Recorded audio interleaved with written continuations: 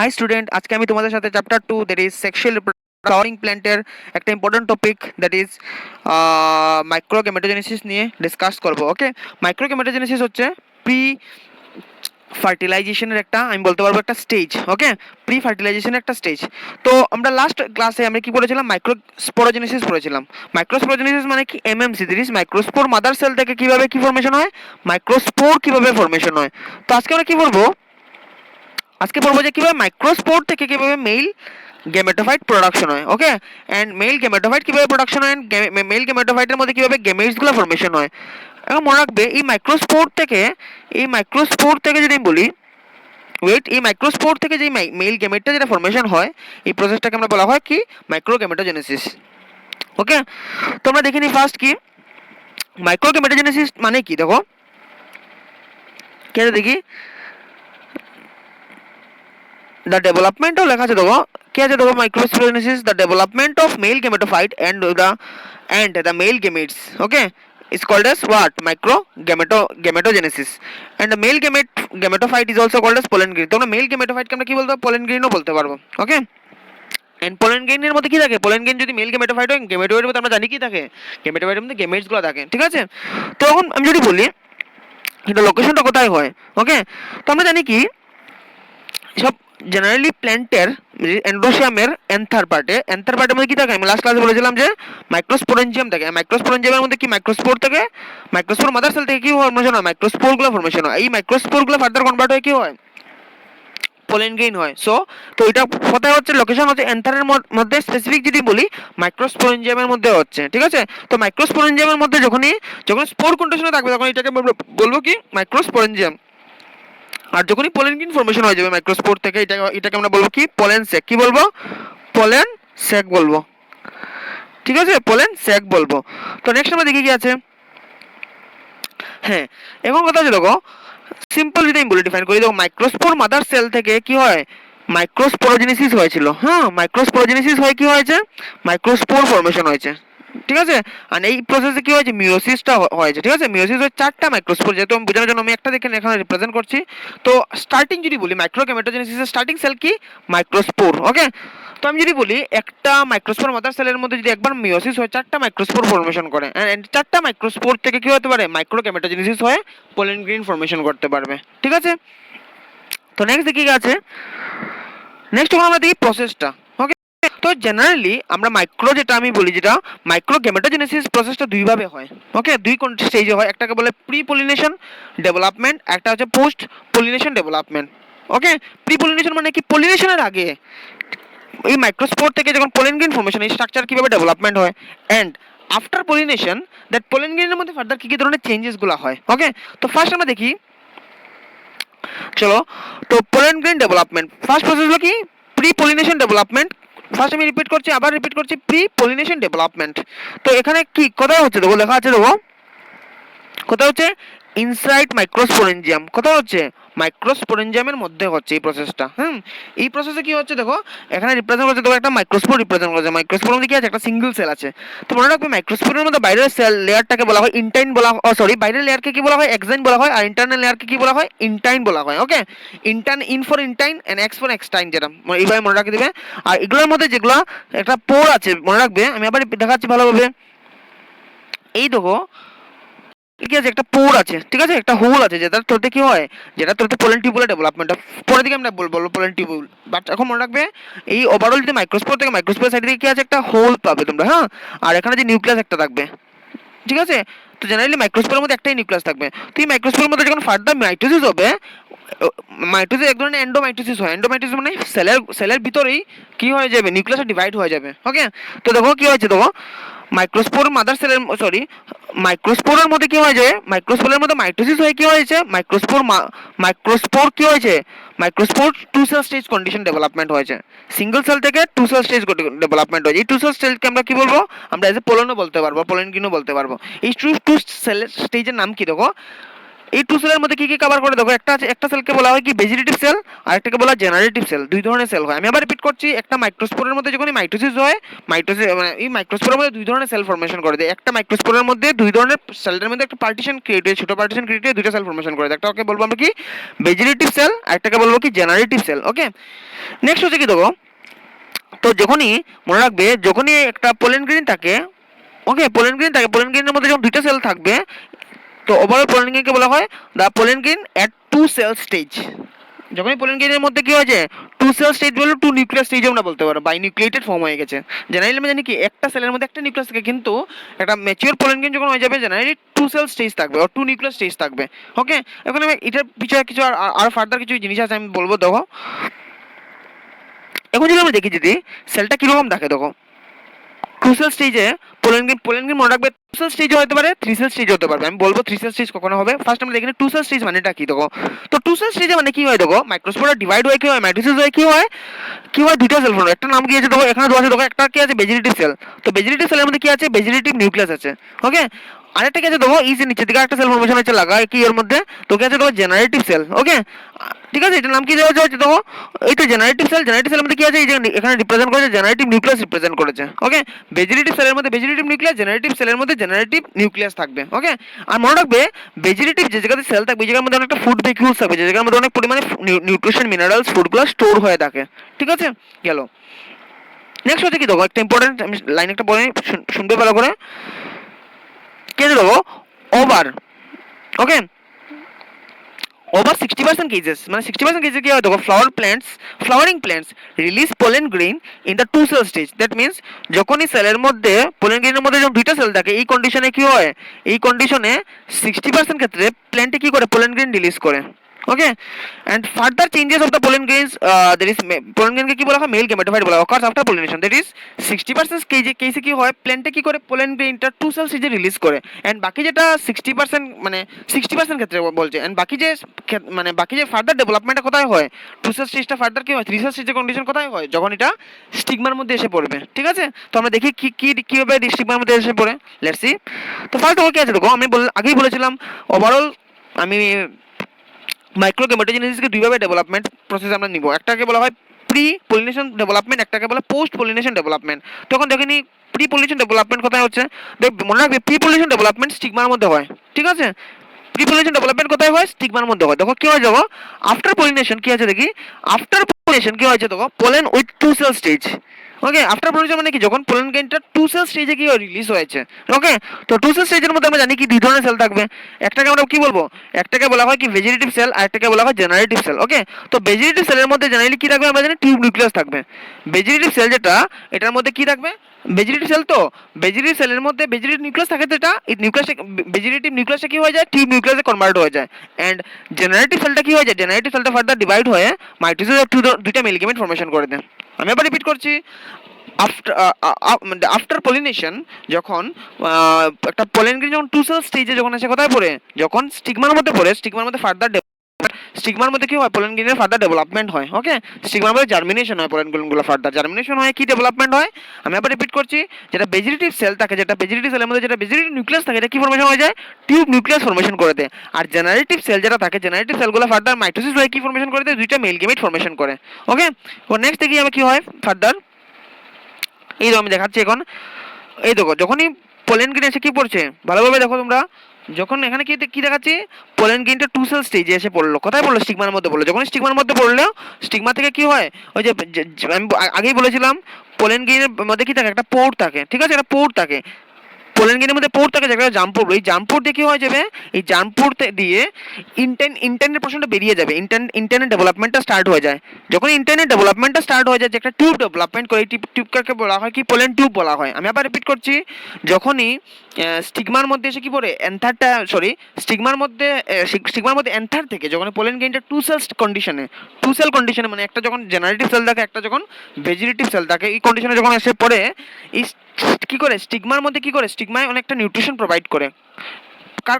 কার কাছে প্রোভাইড করে, এই পোলেন গ্রেনের কাছে প্রোভাইড করে। অ্যান্ড এই কন্ডিশনে কি হয়, অ্যাট দ্য সেম টাইম কিছু পোলেন গ্রেনস থেকে, আমি আবার রিপিট, কিছু পোলেন গ্রেনস থেকে কিছু এনজাইম রিলিজ করে, ওকে, সেলুলোজ, পেকটিনেজ, কিছু এনজাইম রিলিজ করে, যেগুলো কি করে স্টিগমার মধ্যে যে লেয়ারটা আছে এন্ট্রি পয়েন্টটাকে ভেঙে দেয়। ভাঙার পর কি হয়, আমি আবার রিপিট করছি, ভাঙার পর কি হয়, আমি কি বলেছিলাম, পোলেন গ্রেনের মধ্যে কি আছে, একটা পোর আছে, তো আমি এখন আবার দেখাচ্ছি পোলেন গ্রেনের মধ্যে কি আছে, আমি বড় করে দেখাই এখন। পোলেন গ্রেনের মধ্যে কি আছে, পোলেন গ্রেনের মধ্যে কিছু পোর আছে এখানে, ঠিক আছে। তো এই পোর দিয়ে কি করে, এই পোর দিয়ে নিউট্রিশনগুলো ঢুকতে থাকে, কার মধ্যে, পোলেন গ্রেনের মধ্যে ঢুকতে থাকে। এই নিউট্রিশন পেয়ে কি করে, ইন্টারনের যেগুলো সেল আছে সেলগুলোর মধ্যে ডিভাইড শুরু করে দেয়, হাইলি ডিভাইড শুরু করে দেয়। এত বেশি ডিভিশন হয় যে এখানে একটা ইলংগেশন হওয়া স্টার্ট করে। ইলংগেশন হতে হতে কি করে, একটা পোলেন টিউব ডেভেলপমেন্ট করে দেয়। এই যে এটা কি হয়ে যায়, একটা টিউব ফর্মে ডেভেলপমেন্ট হয়ে যায়, ওকে, একটা টিউব ফর্মে ডেভেলপমেন্ট হয়ে যায়। এখানে দেখিয়েছি দেখো, ফার্দার মাইটোসিস হয়ে দেখা যাচ্ছে, দেখো ভালোভাবে দেখো, এই যে আমরা দেখছি যে পোলেন টিউবটা যেটা, ওকে, এই যে সেলটা দেখো, এই যে প্রথম মাইক্রোস্পোরটা কি হয়েছে, মাইক্রোস্পোর কি বলবো, মাইক্রোস্পোর বলতে পারবো না, আমরা বলবো পোলেন গ্রেনটা, ওকে, পোলেন গ্রেনগুলোর মধ্যে কি হয়েছে, ডেভেলপমেন্ট হয়ে গেছে, ফার্দার ডেভেলপমেন্ট হয়ে গিয়েছে, টিউব ডেভেলপমেন্ট করে, এটাকে আমরা বলা হয় পোলেন টিউব, ওকে।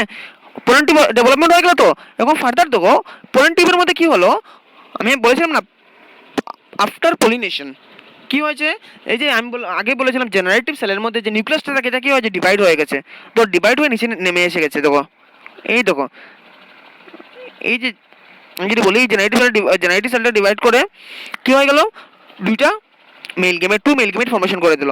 এন্ড এই যে আমরা ফার্দার দিয়ে দেখেছি আমরা, দেখো এই যে টিউব নিউক্লিয়াস, যেটা আমি বলবো টিউব নিউক্লিয়াসটা আসলো কোথা থেকে, এটা আসলো ভেজিটেটিভ নিউক্লিয়াস থেকে আসলো। এই টিউব নিউক্লিয়াসটা ফার্দার কি হয়ে যাবে, ডিজেনারেট হয়ে যাবে, নষ্ট হয়ে যাবে, ওকে। এন্ড আমরা জানি কি মেল গেমেটটা কি করবে, একটা মেল গেমেট ফিউজ করবে কার সাথে, সেকেন্ডারি নিউক্লিয়াসের সাথে আরেকটা মেল গেমেট ফিউজ করবে, যদি বলি একটা মেল গেমেট ফিউজ করবে কার সাথে, এগের সাথে করে জাইগোট ফর্মেশন করবে, এদিকে এন্ডোস্পার্ম ফর্মেশন করবে। এন্ড দ্যাটস ওয়াই এটাকে আমরা ডাবল ফার্টিলাইজেশন বলতে পারি, পরের দিকে আমরা পড়বো। জাস্ট আমি এখানে দেখিয়েছি কিভাবে পোলেন টিউবটা ডেভেলপমেন্ট করে। দ্যাট মিন্স পোলেন গ্রেনটা টু সেল স্টেজে এসে যখনই কথার মধ্যে পড়বে, স্টিগমার মধ্যে পড়বে, স্টিগমার থেকে নিউট্রিশন পাবে, নিউট্রিশন পাওয়ার পর স্টিগমাটা পেনিট্রেট করবে due to some enzymatic reactions, okay. And যেটা পোলেন পোর যেটাকে বলবো, বা আমি বলবো পোলেন মধ্যে যেগুলো জাম্পুর থাকে, জাম্পুর দেখি ওই ইন্টারনাল পোর্শনটা বেরিয়ে যাবে, বেরিয়ে গিয়ে একটা পোলেন টিউব তৈরি করবে। আর তখন কি হবে, এই যে পোলেন টিউবের থ্রুতে উপরের পোর্শন থেকে কি হয়ে যাবে, এই উপরের পোর্শন থেকে কি হবে, ভেজিটেটিভ সেল আর জেনারেটিভ সেলগুলো বা ভেজিটেটিভ নিউক্লিয়াস, জেনারেটিভ নিউক্লিয়াসগুলো নিচে নেমে আসবে। ভেজিটেটিভ নিউক্লিয়াসটা কনভার্ট কি হয়ে যাবে, কিংবা কনভার্ট হয়ে যাবে টিউব নিউক্লিয়াসে, ওকে। আর জেনারেটিভ নিউক্লিয়াসটা কনভার্ট হয়ে কি হয়ে যাবে, ফার্দার ডিভাইড হয়ে কি ফর্মেশন করে দেবে, টু মেল গেমেট ফর্মেশন করে দেবে, ঠিক আছে। তো কি আছে, কি লিখেছি দেখো, the development of male gametes after pollination, এটা কিন্তু আফটার পলিনেশন, যখনই স্টিগমার মধ্যে পড়লো তখনই হয়। অ্যান্ড মনে রাখবে, যখনই স্টিগমার মধ্যে এসে পোলেন গ্রেনটা অ্যান্থার থেকে পড়ে, তো একটা রিঅ্যাকশন হয়, যেটা আমরা পরে ডিসকাস করবো, এই টপিকের এই চ্যাপ্টারের মধ্যে আছে, যেটাকে বলে পোলেন পিস্টল ইন্টারাকশনস, ওকে। তো উইথাউট পোলেন পিস্টল ইন্টারাকশনস আমি যদি বলি পোলেনের ডেভেলপমেন্ট সম্ভব নয়, ওকে। তো নেক্সট আমরা দেখি, এই যে আমি ডায়াগ্রামটা আমি এখন আবার রিলাবল করে বলছি, দেখো ফার্স্ট কি হলো, দেখো এই জায়গাতে ছোটো করে দিই যাতে তোমরা সবাই দেখতে পারো। দেখো ফার্স্ট কি হলো, আমরা জানি কি এটাকে হচ্ছে কার্পেল অফ পিস্টল, গ্যানিশনের পার্ট, স্টিগমা আছে, স্টাইল আছে, এন্ড ওভারি আছে, ওকে। স্টিগমা, স্টাইল, ওভারি আছে, আমরা দেখে নিয়েছি। নেক্সট কি হচ্ছে, দেখো ফার্স্ট কি হলো, এখানে এসে একটা পোলেন গ্রেন বললো, দেখো ফার্স্ট কন্ডিশন। সেকেন্ড কন্ডিশনে কি হলো, এখান থেকে একটু পোলেন টিউব ডেভেলপমেন্ট হওয়া স্টার্ট হলো। থার্ড কন্ডিশন একটু স্টার্ট হলো। ফোর্থ কন্ডিশন তো মোটামুটি পোলেন টিউবটা ডেভেলপমেন্ট ভালো হয়ে গেছে। এন্ড এই পোলেন টিউব থেকে কি, এই পোলেন টিউবের মধ্যে কি এসে যায়, ভেজিটেটিভ সেলগুলো নিচে, একটা সেল যেটা সেল আছে ভেজিটেটিভ সেল, নিচে নেমে কি হয়ে যাবে, টু নিউক্লিয়াস ফর্মেশন করে দেবে। আর জেনারেটিভ সেল যেটা থাকে এটা থেকে ডিভাইড করে কি হয়ে যাবে, টু মেল গেমেট ফর্মেশন করে নিচে এসে যাবে, ঠিক আছে। তো নেক্সট আমরা দেখি ইম্পর্টেন্ট হচ্ছে, দেখো আগে বলেছিলাম 60% ক্ষেত্রে কি বলেছিলাম, 60% ক্ষেত্রে কি হয়, পোলেন টিউবগুলো টু নিউক্লিয়াস স্টেজে ডেভেলপমেন্ট, টু নিউক্লিয়াস কন্ডিশনে অর টু সেল কন্ডিশনে কি হয়, আমি বলবো two nuclei or two cell কন্ডিশনে এন্থার থেকে রিলিজ হয়। এখন পড়বো যে এই যে বাকি কত পার্সেন্ট হলো, 40%। অ্যান্ড এই 40% কেসে কি হয়, 40% কেসে পোলেন গ্রেইনগুলো, ভালোভাবে শোনো, 40% ক্ষেত্রে পোলেন গ্রেইনগুলো 3 সেল কন্ডিশনে রিলিজ হয়। কত কন্ডিশনে রিলিজ হয়, 3 সেল কন্ডিশনে রিলিজ হয়। এখন দেখুন ভালোভাবে, দেখো in 40% cases pollen grain releases from the anther at 3 cell stage, only pollen tube develop after pollination. That means কি হয়ে গেল, 3 সেল স্টেজ মানে কি ইন্ডিকেট করে, 3 সেল স্টেজ এখানে বোঝা যায়, দেখো ভালোভাবে দেখো, এটা হচ্ছে কি 2 সেল স্টেজ, ওকে। এন্ড এই যে 2 সেল থেকে 3 সেলের ডেভেলপমেন্টটা কোথায় হয়ে যাবে, এই ক্ষেত্রে ডেভেলপমেন্টটা অ্যান্থারের মধ্যেই হয়ে যাবে। আমি আবার রিপিট করছি, 60% ক্ষেত্রে এই 2 সেল স্টেজে কি হয়, অ্যান্থার থেকে পোলেন গ্রেইনটা রিলিজ হয়ে যাবে। কিন্তু 60% ক্ষেত্রে এই কন্ডিশন হয়, অ্যান্ড এটা 60% কেস, এটা 60% কেস, অ্যান্ড এটা বললো 40% কেস। এই 40% কেসে কি হয় দেখো, এই জেনারেটিভ সেল, আমি আবার রিপিট করছি, 40% ক্ষেত্রে কি হয়, জেনারেটিভ সেল থেকে যে দুটো মেল গেমেট যেটা ফর্মেশন করবে, ওকে, দুটো মেল গেমেট যেটা ফর্মেশন করবে কোথায় হয়ে যাবে, এটা সব অ্যান্থারের মধ্যেই হয়ে যায়। অ্যান্থারের মধ্যে mainly pollen sac, that is মাইক্রোস্পোরেঞ্জিয়ামের মধ্যে সবগুলো প্রসেসগুলো কমপ্লিট হয়ে যায়। ওকে, তখন কি হয় ফার্দার, তখন পোস্ট পলিনেশন ডেভেলপমেন্টের সময় কি হয়, পোস্ট পলিনেশন ডেভেলপমেন্টের সময় শুধু কি হয়, পোলেন টিউবটা ডেভেলপমেন্ট হতে লাগে। দেখো ভালোভাবে, আমি যদি আবার ডায়াগ্রামটা দেখাচ্ছি, দেখো অলরেডি দেখো 3 সেলস কন্ডিশন হয়ে গেছে। এই দেখো তিনটা সেল কিন্তু অলরেডি ফর্মেশন হয়ে গেছে, একটা 2 মেল গেমেট আর একটা 2 টিউব নিউক্লিয়াস। শুধু কি ডেভেলপমেন্ট হওয়া বাকি, শুধু পোলেন টিউবটা ডেভেলপমেন্ট হওয়া বাকি। এই পোলেন টিউবটা ডেভেলপমেন্ট কখন হবে, 3 সেল কন্ডিশনে যখন পোলেন গিনটা রিলিজ হবে, যখনই স্টিগমার মধ্যে পড়বে, তখনই বাকি পার্টিকুলার পোলেন টিউবটা ডেভেলপমেন্ট হবে। তো আমি এখন থেকে একটা জিনিস বুঝলাম যে ওভারঅল যদি আমি দেখি, যদি ফার্স্ট কি হয়, মাইক্রোস্পোর ফর্মেশন হয়। ওকে, মাইক্রোস্পোর ফর্মেশন হইতে হলো মাইক্রোস্পোরোজেনিস, দেন কি হলো মাইক্রোগ্যামেটোজেনিসিস হয়, কি হলো মাইক্রোগ্যামেটোজেনিসিস হয়, বলবো কি মেল গেমেটোফাইটের ফর্মেশন হলো। তো মেল গেমেটোফাইটের মধ্যে কি থাকে, মেল গেমেটসগুলো থাকে, সাথে টিউব নিউক্লিয়াসগুলো থাকে, ঠিক আছে। এখন কি হয়েছে দেখো ভালোভাবে, দেখো এখন দুইটা কন্ডিশন আমি আগের টাইমে আবার রিপিট করছি। দেখো ডিউরিং পলিনেশন, আমি ভালোভাবে দেখো, during pollination 60% cases in flowering প্ল্যান্টে কি হয়, ডিউরিং পলিনেশনের সময় কি হয়, 60% কেসে কি হয়, পোলেন গিনে কত রাখে, 2 সেল স্টেজে কন্ডিশনে রিলিজ হয়। ওকে, অ্যান্ড এখন এই জায়গাতে কি আছে, কি আছে দেখো ভালোভাবে, during pollination 40% cases in flowering plant pollen grain release at 3 cell stage. আমি আবার রিপিট করছি, 60% ক্ষেত্রে মেনলি ডাইকটের মধ্যে এই ধরনের বিহেভিয়ারটা দেয়, মনোকটের মধ্যে এটা বেশি ডমিনেন্ট দেখায়। ওকে, আমি আবার রিপিট করছি, ডাইকটের মধ্যে এই বিহেভিয়ারটা বেশি দেখায়, মনোকটের মধ্যে এই বিহেভিয়ারটা দেখায়, ঠিক আছে।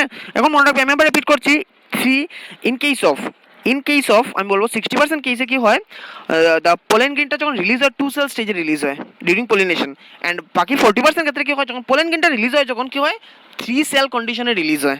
ওকে, তো এখানে দেখো এখানে ডায়াগ্রামগুলো দেখানো আছে, 2 সেল স্টেজ মানে কি রিপ্রেজেন্ট করছে, ভেজিটেটিভ সেল আছে, জেনারেটিভ সেল আছে, generative cell contain what, generative cell contains generative nucleus, and vegetative cell contains vegetative nucleus, and vegetative nucleus again further converted into what, tube nucleus. Okay, তো দেখে নিবার ভাবে in 3 sell স্টেজে condition কি হয়, দেখো কি হচ্ছে, দেখো এখানে কি আছে, ভেজিটেটিভ সেল আছে, এখানে কি আছে, ভেজিটেটিভ সেল আছে, ভেজিটেটিভ সেলের মধ্যে কি আছে, টিউব নিউক্লিয়াস, আর জেনারেটিভ সেলের মধ্যে কি আছে, দেখো 2 মেল গেমেটস আছে। ওকে, এখন নেক্সট কি আছে,